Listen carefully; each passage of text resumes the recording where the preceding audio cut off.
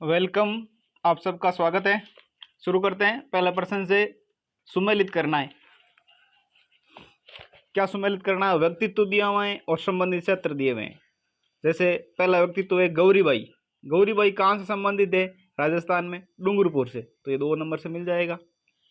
अल्लाह जिल्लाबाई, अल्लाह जिल्लाबाई मांड गायिका है, बीकानेर से संबंधित है, 1 नंबर से मिल जाएगा। गौरी देवी, गौरी देवी पाली से है, ठीक है, तो ये पाली से सीधा मिल जाएगा। और गोराधा ये जोधपुर से संबंधित है, तो ये मिलान कर लेंगे ऐसे। आगे, किस प्रसिद्ध मांड गायिका को कला के क्षेत्र में योगदान के लिए वर्ष 1982 में पद्मश्री से सम्मानित किया गया? तो वो मांड गायिका है अल्लाह जिल्लाबाई, अल्लाह जिल्लाबाई, ऑप्शन बी। आगे देखो, राजस्थान के भूतपूर्व मुख्यमंत्री मोहनलाल सुखाड़िया के पिता पुरुषोत्तम लाल सुखाड़िया किस खेल से संबंधित थे? तो ये थे क्रिकेट से संबंधित। अगला प्रश्न, बैतूल बेगम का संबंध राजस्थान की किस गायन परंपरा से है?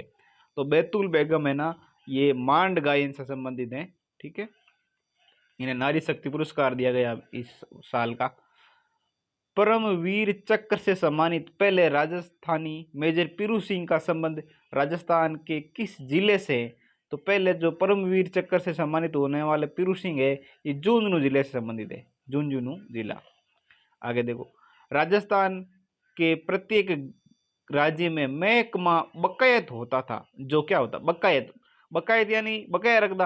अच्छी फसल के समय शेष राजस्व वसूल करते थे, यानी एक साल अगर फसल अच्छी नहीं हुई है तो उसको बकाया रख दे, तो वो होता था बकायत, अगले साल अच्छी फसल होने पर ले लेते, ठीक है। आगे देखो, राजस्व के आधार पर भूमि के वर्गीकरण में कौन सा सही सुमेलित नहीं है? देखो, खालसा भूमि जो सीधे राजा के अधीन थी, ये सही है। खालसा भूमि वही होती थी तो सीधे राजा अपने अंडर में ले लेता।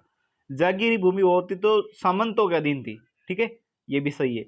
मदद ए मास विद्वानों व धार्मिक व्यक्तियों को दी जाती थी, मतलब कोई विद्वान व्यक्ति है या धार्मिक व्यक्ति है उसको दान देते राजा, वे मदद ए मास कहलाती, ये भी सही है। इजारा स्वर्ण खरीद के लिए नहीं, इजारा ये गलत है, ये नहीं होता। इजारा तो किसी को देते थे, तो वो स्वर्ण खरीद के लिए नहीं होती थी। आगे देखो, 8वीं से 12वीं शताब्दी के मध्य अक्सपटलिका का मुख्य कार्य क्या था? अक्सपटलिका जो होता था वो करता था राज्य के आय व्यय का ब्यौरा रखना और राजा द्वारा दिए गए अनुदानों का लेखा जोखा करते। भाई, राजा का जो पूरा आय व्यय थी, इनकम वो क्या थी और वो कैसे खर्च होता था, उसका जो ब्यौरा रखता और लेखा जोखा लिखता, तो वो था अक्सपटलिका। 8वां प्रश्न हो गया। 9वां, राज्य प्रशासन में कार्य करने के एवज में प्राप्त जागीर के अधिकारी को किस नाम से जाना जाता था? राज्य प्रशासन में जो कार्य करता था, जागीर के अधिकारी, उसको कहते थे मुत्सदी, मुत्सदी, ऑप्शन सी। वे भूमि जिस भूमि पर किसानों का स्वामित्व था, ऐसी भूमि क्या कहलाती? भाई, जिस पर स्वामित्व हो उसको कहते बपोती। क्या है बपोती? तो बपोती का मतलब जिसका स्वामी किसान खुद था, वो बपोती कहलाती। आगे देखो, जोधपुर राज्य में सर्वोच्च परगना अधिकारी को किस नाम से जाना जाता था? जोधपुर राज्य में सर्वोच्च जो परगना अधिकारी था उसे कहते हाकिम, हाकिम, ऑप्शन ए। थेवा कला का संबंध राजस्थान में किस स्थान से है? तो थेवा कला तो प्रतापगढ़ की प्रसिद्ध है, तो ऑप्शन डी। आगे देखते हैं, कागजी पोट्री के लिए कौन सा स्थान प्रसिद्ध है? कागजी, कागजी अलवर की प्रसिद्ध है ना, तो ऑप्शन सी। बादला क्या है? देखो, बादला है ना, जिंक से निर्मित पानी की बोतल होती है, ठीक है, और ये जोधपुर के प्रसिद्ध है, ध्यान रखना। बादला जिंक से निर्मित पानी की बोतल जिसमें पानी ठंडा रहता है, और ये जोधपुर की प्रसिद्ध है। आगे देखो, 15 नंबर प्रश्न, सुमेलित करना है। सूची 1 और सूची 2 से। सूची 1 में हस्तकला है और उसके संबंधित क्षेत्र है। देखो, मंसूरिया साड़ी, मंसूरिया जो साड़ी है कैथून कोटा की है, कैथून कोटा की मंसूरिया साड़ी। अजरक प्रिंट, अजरक प्रिंट बाड़मेर का। मलिर प्रिंट पूछे तो भी बाड़मेर का। ब्लैक पोट्री ये कोटा की, ब्लैक पोट्री कहाँ की संबंधित है? कोटा से। आगे देखो, मामा जी के घोड़े, तो ये जालौर के हैं। तो इस हिसाब से मिलान हो जाएगा। आगे देखो, मीनाकारी की कला राजस्थान में सर्वप्रथम किसके द्वारा लाई गई? मीनाकारी राजस्थान में लाए महाराजा मानसिंह। ठीक है, मीनाकारी मानसिंह। मोटी पट्टेदार पगड़ी किसके द्वारा पहनी जाती है? तो मोटी जो पट्टेदार पगड़ी होती है बंजारे पहनते हैं। Option B. निम्न में से कौन सा लहरिये का प्रकार नहीं है? देखो, प्रतापशाही है, राजशाही भी है, समुद्र लहर भी है, लेकिन गंगा जली ये नहीं है, तो ऑप्शन सी। आगे देखते हैं, निम्न में से कौन सा आभूषण सिर पर धारण किया जाता है? तो देखो, टिकड़ा ये सिर पे धारण किया जाता है, यही सही है। ठीक है, बाकी देखो झालरा जो है ना ये गले में पहनते, झालरा गले में पहनते, सरी भी गले में पहनी जाती है। ठीक है, और जेला कान में, सरी तो गले में और जेला कान में। आगे देखो, निम्न में से कौन सा सही सुमेलित नहीं आभूषणों से? देखो, दांत में चोप नहीं, दांत में चोप नहीं होती, चुंप होती है। ठीक है, चोप तो कान में पहनी जाती है, नाक में पहनी जाती है, सॉरी। तो चोप तो नाक की है, तो ये दांत है ना, ये चुंप होता तो सही होता, ये गलत हो गया, तो यही चूज करना। आगे दो, नुपुर पैर का सही है, चांट हाथ का ये भी सही है, कान में जेला ये भी सही है। बच्चों के हाथ और पांव के कड़ों को कहा जाता है? तो उसको कहते हैं कड़ूलिया, ऑप्शन सी।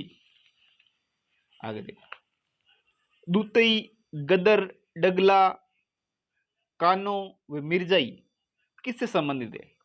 तो ये दूतई, गदर, ये डगला, ये क्या है? ये है अंगरखी, अंगरखी है ये।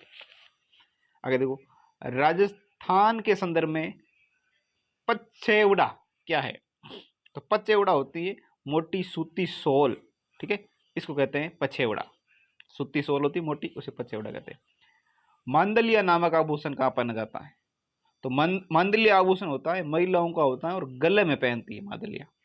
ठीक है, आगे पीपल पन्ना, पीपल पत्रा भी कहते हैं, ये कहाँ पहना जाता है? तो ये स्त्रियों के कान का आभूषण है, पीपल पन्ना स्त्रियों के कान का आभूषण, ऑप्शन डी। आगे देखो, नेमिनाथ चतुष्पादिका किसकी रचना है? ये रचना है नेमिनाथ चतुष्पादिका, ये लिखी विनय चंद्र सूरी ने, ऑप्शन बी, विनय चंद्र सूरी। आगे देखो, निम्न में से कौन सी रचना सही सुमेलित नहीं है? सोम सुंदर, नेमिनाथ, नवरस भाग ये सही है, सोम सुंदर की रचना है। हीरानंद सूरी, स्तिल भद्र रास, ठीक है, ये गलत है। ठीक है, ये जो हीरानंद सूरी की नहीं है, जिन धर्म शुरू की है, स्तिल भद्र रास जिन धर्म शुरू की, तो ये गलत हो गया। और मणिक चंद्र सूरी है, ये पृथ्वीचंद्र चरित्र है, इनकी रचना है पृथ्वीचंद्र चरित्र। और पद्मनाभ की कानड़ दे प्रबंध है, ये भी सही है। आगे देखते हैं प्रश्न 28। अब देखते हैं हिस्ट्री के। मांडू के सुल्तान होशंग शाह और गागरोन के खिची राजा अचल दास के मध्य हुए युद्ध तथा राजपूत महिलाओं के जौहर का वर्णन किस रचना में मिलता है? तो ये मिलता हमें अचल दास खिचरी वचनिका में, ऑप्शन ए, अचल दास खिचरी वचनिका। 29, निम्न में से कौन सा ग्रंथ हल्दी घाटी के युद्ध के समय प्रताप शक्ति सिंह मिलन व महाराणा अमर सिंह के शासनकाल के दौरान मेवाड़ मुगल संबंधों का प्रकाश डालता है? तो ये ग्रंथ है खुमान रासो, खुमान रासो। आगे देखो, बूंदी के राजकवि सूर्यमल मिश्रण का वंश भास्कर किस भाषा में लिखा गया है? तो यह है डिंगल भाषा में लिखा गया। राजस्थान पर्यटन नीति 2020 कब जारी की गई? तो राजस्थान पर्यटन नीति है वो 9 सितंबर 2020 को जारी हुई। डेट याद रखें, 9 सितंबर 2020 राजस्थान की नवीनतम पर्यटन नीति।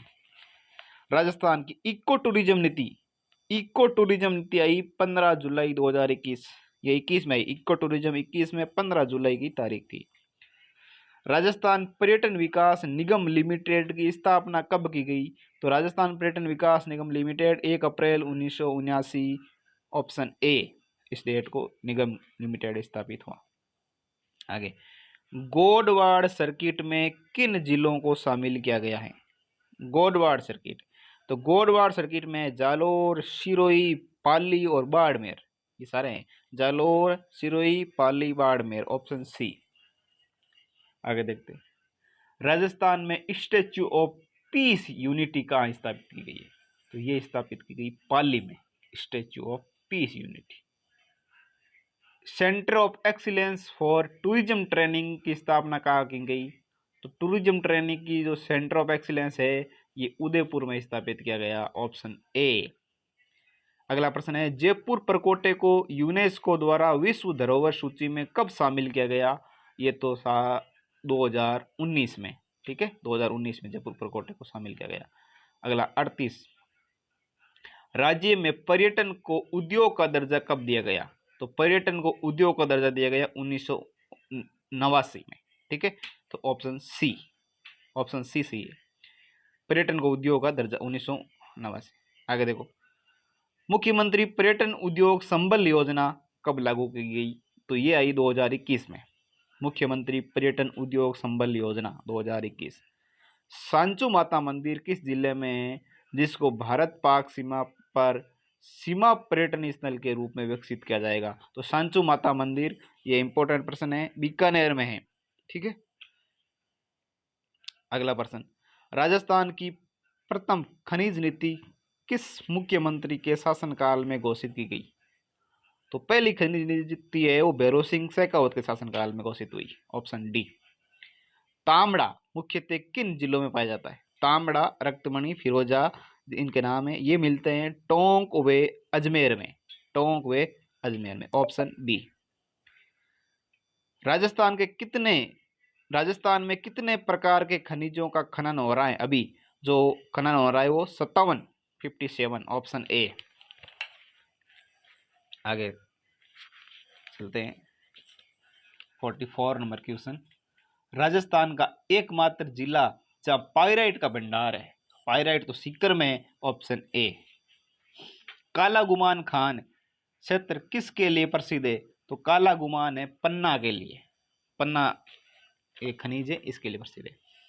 निम्न में से कौन सा जिला राजस्थान में लो अयस्क उत्पादक नहीं है? देखो, लो अयस्क उदयपुर में अभी है, उत्पादन होता है, दौसा में होता है, जयपुर में होता है, लेकिन बाड़मेर क्षेत्र में नहीं है, ये ऑप्शन डी रहेगा हमारा। निम्नलिखित में से कौन सा सुमेलित नहीं है? अब खनन और उससे क्षेत्र है, देखो, जिप्सम जामसर में मिलता है, सही है। मैंगनीज कांसला, ये भी ठीक है। तांबड़ा राजमहल, ये भी सही है। फेल्सपार रामोसन, ये गलत है, फेल्सपार अजमेर में मिलता ज्यादातर, तो ऑप्शन डी रहेगा। किन जिलों में सोने के भंडार मिले? अभी जो सोने के भंडार मिले वो बांसवाड़ा और उदयपुर में मिले, ऑप्शन डी। आगे देखो, निम्नलिखित में से कौन सा युग्म असुमेलित है? खनिज है और प्रमुख खाने, सीसा जस्ता की खान राजपुर दरीबा, ये सही है, राजपुर दरीबा एक खान है, सीसा जस्ता की। लो अयस्क की खान है नीमला रायसेला, ये भी सही है, लो अयस्क नीमला रायसेला। और तांबा मदान कुदान, ये भी सही है। रॉक फास्फेट मोहनगढ़ में नहीं मिलता, ये गलत है, ये ज्यादातर रॉक फास्फेट है झामरकोटड़ा में मिलता है। आगे देखो, राजस्थान में मोरिजा बनेला खान है, तो मोरिजा बनेला खान जो है वो किसके लिए प्रसिद्ध है? ये लो अयस्क खनन होता है यहाँ पर।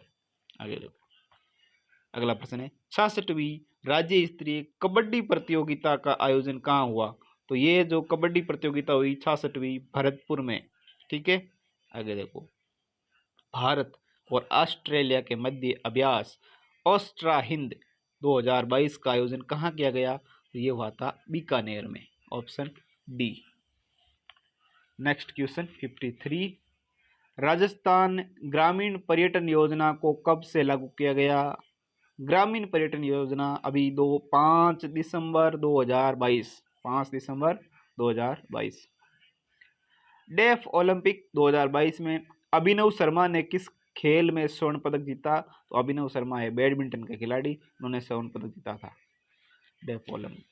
आगे देखो, 18 नवंबर 2022 को जयपुर में का कौन सा स्थापना दिवस मनाया गया? तो जयपुर की स्थापना हुई थी 1727 में, 2022 में हो गई 295, ठीक है, बी ऑप्शन सही है। आगे अगला प्रश्न है, अमराजी भगत का पैनोरमा कहाँ बनेगा? अमराजी भगत का पैनोरमा, इसे भी याद रखना, ये चित्तौड़गढ़ में बनेगा। आगे देखो, मुख्यमंत्री बाल गोपाल योजना का शुभारंभ कब हुआ? तो बच्चों को दूध पिलाने की योजना 29 नवंबर 2022, ऑप्शन डी। आगे, दिव्यांग जन सशक्तिकरण के लिए किस जिले को राष्ट्रीय पुरस्कार से नवाजा गया? तो ये अलवर को दिया गया पुरस्कार, सक्षम अलवर अभियान चलाया इन्होंने। आगे देखते हैं 59, G20 शेरपा मीटिंग का आयोजन कहाँ किया गया? तो ये हुई थी उदयपुर में, ठीक है, ऑप्शन सी। संगीत नाटक अकादमी अमृत पुरस्कार से राजस्थान के कितने कलाकारों को सम्मानित किया गया? तो ये पुरस्कार दिए गए राजस्थान के 5 कलाकारों को, ऑप्शन ए। आगे देखो, RTE 2009 के मूल अधिनियम से संबंधित सत्य कथन है, तो इसमें कितनी 7 तो अध्याय थे, 38 धाराएं और 1 अनुसूची, ऑप्शन बी सही है, RT एक्ट 2009। आगे देखते हैं, RT एक्ट 2009 किस धारा में वर्ष 2017 में संशोधन किया गया? तो ये धारा 23 में है ना, संशोधन किया गया 2017 में, धारा 23, ऑप्शन सी। RT 2009 के भाग 4 विद्यालय एवं शिक्षकों के उत्तरदायित्व में धारा संख्या है, तो यह धारा 12 से 28, ऑप्शन सी। आगे देखते हैं, RT एक्ट 2009 को लोकसभा में पारित किया गया, लोकसभा ने इसे पारित किया 4 अगस्त 2009, ऑप्शन सी। आगे देखते हैं, निःशुल्क एवं अनिवार्य बाल शिक्षा अधिकार RT 2009 के किस अध्याय का नाम है? तो ये है अध्याय 2, अध्याय 2 का नाम है निःशुल्क और अनिवार्य बाल शिक्षा अधिकार। आगे देखते हैं, बालक के शारीरिक उत्पीड़न और मानसिक उत्पीड़न का प्रतिषेध RT 2009 के किस धारा में है? तो ये धारा 17 है, ऑप्शन सी। आगे देखते हैं, SMC की कार्यकारिणी समिति में न्यूनतम कितने सदस्य माता पिता या संरक्षक होंगे? तो ये 3/4 होते हैं, 75%, ऑप्शन सी। आगे देखते हैं 68, SDMC की कार्यकारिणी समिति का अध्यक्ष होता है, SDMC का तो होता है प्रधानाध्यापक, ठीक है, और SMC का वो अभिभावक होता है, तो इसका ऑप्शन ए सही है। आगे देखते हैं 69, SMC की साधारण सभा की बैठक के लिए कोरम की निर्धारित है, साधारण सभा का है 25%, ठीक है, और कार्यकारिणी सभा का पूछे तो है 33। आगे देखो, निम्न में से कौन सी राशि SMC के परिचालन कोष में जमा की जाती है? तो ये करते हैं चंदा, ऑप्शन डी, ठीक है। जिला दंड नायक के रूप में जिला कलेक्टर की शक्तियां हैं, जिला कलेक्टर की क्या क्या शक्तियां हैं? कानून एवं पुलिस व्यवस्था बनाए रखना, ये सही है, पुलिस पर नियंत्रण रखना, ये भी सही है, विदेशियों के पार पत्रों की जांच करना, ये भी सही है, इन्हें सारे काम करते हैं, तो उपयुक्त सभी, ऑप्शन डी। जिलाधीश यानी कलेक्टर को संस्थागत करिश्मा की संज्ञा किसने की दी? ये है ना, संस्थागत करिश्मा कहा था रजनी कोठारी ने, Rajni Kothari, option A. Police विभाग का सर्वोच्च अधिकारी होता है, पुलिस विभाग का सब सर्वोच्च अधिकारी जो होता है राज्य में होता है DGP, ठीक है, ऑप्शन सी। राजस्थान के प्रथम पुलिस महानिदेशक कौन बने? तो पहले पुलिस महानिदेशक बने राजस्थान के R बनर्जी, ऑप्शन डी। आगे देखते हैं, केंद्रीय अन्वेषण ब्यूरो CBI की तरह राज्य में कौन सा संगठन है? राज्य में राज्य खुफिया विभाग, ऑप्शन ए है। आगे चलते, राजस्थान पुलिस यूनिवर्सिटी किस जिले में है? तो ये कहाँ है? ये जोधपुर में है, पुलिस यूनिवर्सिटी राजस्थान में जोधपुर में, ऑप्शन बी। आगे करते हैं क्वेश्चन नंबर 77 को सॉल्व। प्रशासनिक दृष्टि से जिले को विभाजित किया जाता है, प्रशासनिक दृष्टि से जिले को हम करते हैं उपखंडों में विभाजित, ठीक है, उपखंड में, ऑप्शन ए। जिला स्तरीय प्रशासन का प्रधान कौन होता है? तो ये होता है जिलाधीश यानी कलेक्टर, ऑप्शन बी। आगे देखो, जिला प्रशासन का वर्तमान स्वरूप सर्वप्रथम प्राचीन काल में किस युग में दिखाई पड़ता है? अभी जो चल रहा है वैसा सिस्टम था मौर्य काल में, ऑप्शन डी। आगे चलते हैं क्वेश्चन 80 पर। संविधान में जिला शब्द का परिच्छेद में किया गया। तो ये जिला जो शब्द है ना, ये अनुच्छेद 233 यानी 233 में किया गया। आगे देखते हैं, राजस्थान में युवा उद्यमिता प्रोत्साहन योजना कब लागू की गई? ये की गई 2013-14। आगे देखते हैं, मुख्यमंत्री लघु उद्योग प्रोत्साहन योजना के तहत अधिकतम कितने रुपए का ऋण उपलब्ध कराया जाता है? तो अधिकतम 1 करोड़ रुपए का ऋण उपलब्ध करवाया जाता है इस लघु उद्योग प्रोत्साहन योजना में। राजस्थान निवेश प्रोत्साहन योजना कब लागू की गई? निवेश प्रोत्साहन योजना राजस्थान की 2022 में लागू हुई, 2022 ऑप्शन सही। मुख्यमंत्री लघु उद्योग प्रोत्साहन योजना के तहत 25 लाख रुपए तक के ऋण पर कितना प्रतिशत का ब्याज अनुदान उपलब्ध होगा? तो 25 लाख तक का होता है 8%, option A. Question number 85, Rajasthan सूक्ष्म लघु एवं मध्यम उद्योग दिवस कब मनाया जाता है? ये इंपॉर्टेंट क्वेश्चन है। 17 सितंबर को मनाते हैं हम एमएसएमई दिवस। ठीक है, आगे देखना, शिक्षा मनोविज्ञान की विषय वस्तु की व्याख्या के लिए उपयुक्त पद है। इसके लिए जो उपयुक्त पद है वो है विकासशीलता। ठीक है, आगे देखते हैं, अधिगम के विभिन्न सिद्धांत करते हैं। अधिगम में उत्पन्न और व्यक्त होने की प्रक्रिया नहीं। कौशल अधिगम में बुद्धि योगदान की, ये सही है, व्याख्या करते हैं। कौशल अधिगम में बुद्धि के योगदान की व्याख्या करते हैं विभिन्न सिद्धांत। आगे देखो, ठोस वस्तुओं पर आधारित मानसिक संक्रिया के परिणाम स्वरूप समस्या समाधान पियाजे के संज्ञानात्मक विकास की कौन सी अवस्था प्रदर्शित करती है? तो यह है मूर्त संक्रियात्मक अवस्था, मूर्त संक्रियात्मक अवस्था। आगे देखते हैं, प्रश्न 89, सुमेलित करना है या अधिगम है और उसके समर्थक है या धारणा के जो प्रतिपादक कौन है? देखना, उद्दीपक अनुक्रिया संबंधों की संरचना ये किसने बताई? ये बताई थी थॉर्नडाइक ने। तो ऑप्शन 3 सही से मिल जाएगा। संकेत अधिगम, संकेत अधिगम दिया टोलमैन ने, टोलमैन 4 नंबर से। क्षेत्र सिद्धांत, क्षेत्र सिद्धांत है ना कुर्ट लेविन का है, तो 2 नंबर से मिल जाएगा। और अंतर्दृष्टि सिद्धांत या अंतर्दृष्टि अधिगम ये है ना कॉलर का है, तो 1 नंबर से मिला देंगे। इससे हमारा उत्तर हो जाएगा बी। ठीक है, आगे चलते हैं, प्रश्न नेक्स्ट, अस्मिता के विकास के लिए सबसे महत्वपूर्ण समय है। अस्मिता विकास के लिए सबसे महत्वपूर्ण काल होता है किशोरावस्था की अवस्था। ठीक है, तो किशोरावस्था ऑप्शन बी। व्यवहारिक बुद्धि को कहा जाता है, व्यवहारिक बुद्धि को हम कहते हैं मूर्त बुद्धि, मूर्त बुद्धि व्यवहारिक बुद्धि, तो 91 में ए ऑप्शन है। बुद्धि का द्विकारक सिद्धांत दिया था, तो बुद्धि का जो द्विकारक सिद्धांत है वो स्पीयरमैन ने दिया, स्पीयरमैन ने, ऑप्शन बी। व्यक्तित्व,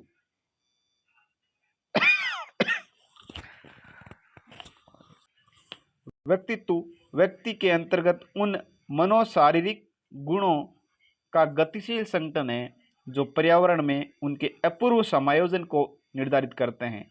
उक्त परिभाषा देने वाले हैं, तो ये तो परिभाषा है GW ऑलपोर्ट की, व्यक्तित्व की ये प्रसिद्ध परिभाषा है, हमें पता होनी चाहिए।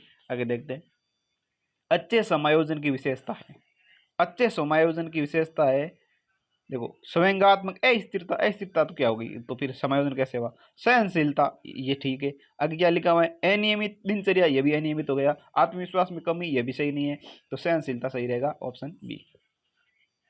निदानात्मक परीक्षण का महत्व है, किसमें निदानात्मक परीक्षण क्यों करेंगे?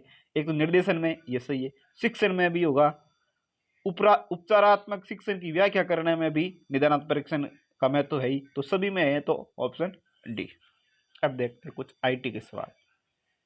ई कॉमर्स के प्रमुख मॉडल में निम्न में से नहीं है। ई कॉमर्स में B2B यानी B2B यानी सीधा जहां बेच देना उत्पादक को सीधा, ये भी होता है। B2C यानी कस्टमर को, और C2C ये भी होता है। C2D, डी ऐसा कुछ होता नहीं है, तो ऑप्शन डी सही होगा। ई कॉमर्स का मतलब है, ई कॉमर्स का क्या मतलब है? 97 सवाल है। तो ई मतलब है इलेक्ट्रॉनिक, कॉमर्स यानी वाणिज्य, इलेक्ट्रॉनिक वाणिज्य है ना, ऑप्शन सी। आगे देखते हैं, डिजिटल इंडिया में कुल स्तंभ शामिल है। तो डिजिटल इंडिया में कितने स्तंभ है ये पूछ रहे हैं। तो डिजिटल इंडिया में ना 9 स्तंभ है, ऑप्शन सी। आगे देखते हैं, ई शासन के निम्न में से किस नाम से नहीं जाना जाता। ई शासन को निम्न में से किस नाम से नहीं जाना जाता। ई सरकार सही है, डिजिटल सरकार कह सकते हैं, ऑफलाइन सरकार ये नहीं है ना, समझ सरकार भी है, तो ऑफलाइन सरकार ये गलत हो गया, ऑप्शन सी। लास्ट सवाल, उत्पादक तथा क्रेता के मध्यस्थों की श्रृंखला छोटी करने का कार्य करता है। यानी जो उत्पादक होता है और जो खरीदार है उसके बीच में जो दूरी है वो कम करे, तो इसके लिए क्या होना चाहिए, ई वाणिज्य, ई व्यापार, ऑप्शन बी सही जवाब रहेगा। तो ये था आज का पेपर। Thank you.